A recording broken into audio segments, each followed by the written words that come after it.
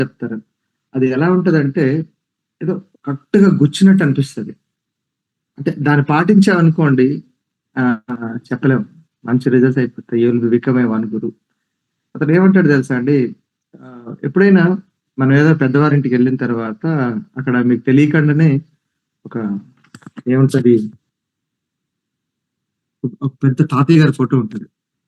కొత్త తాతగారి ఫోటో ఉంటది. సరే తాతగారి ఫోటో చూసినాం. ఎవరండి ఇతను అడుగుతాం. ఇతను జమీందార్ అండి. బానే చేశాడు. అసల ఒక టైంలో మీకు తెలిస్తే నమ్మదు మాకు గుళ్ళు కట్టించాడు. ఇంకా చెప్పుకోవాలంటే యూనో పెద్ద పెద్ద చెరువులు కట్టించాడు. చాలా మందికి విద్య నేర్పించాడు. బడులు కట్టించాడు అని చెప్పేసి అంటారు. యెస్ సూపర్ నమస్కారం పెట్టుకొని వెళ్ళిపోతాం.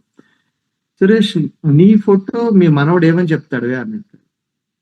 నీ ఫోటో ఇన్ కేస్ ఫ్యూచర్ లో నీ మనవడు అక్కడ నువ్వు పెట్టావంటే మీ మనవడు ఇంట్లో అది ఫోటో పెడితే ఎవడో నాలాగా ఎవడో వచ్చి అడిగితే అప్పుడు నువ్వేం చెప్తావే? నీ మనవడు ఏం చెప్తాడు? ఏదో ఒకటి చేయాలి కదా నువ్వు కూడా.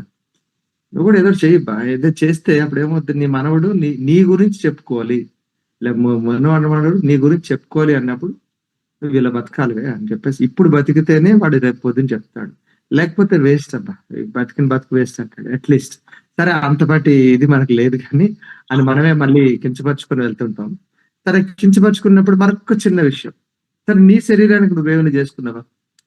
నీ శరీరానికి నువ్వేమైనా చేసుకున్నావా? లైక్ ఎట్లా అంటే మీకు అడిగే ఉంటుంటాను. అరే నువ్వు ఆరోగ్యంగా ఉన్నావా? నలుగురు ఆరోగ్యం తగ్గించావా? నువ్వు ఆరోగ్యంగా ఉండి నలుగురు ఆరోగ్యం తగ్గించావంటే నువ్వు చాలా మంచోడివి.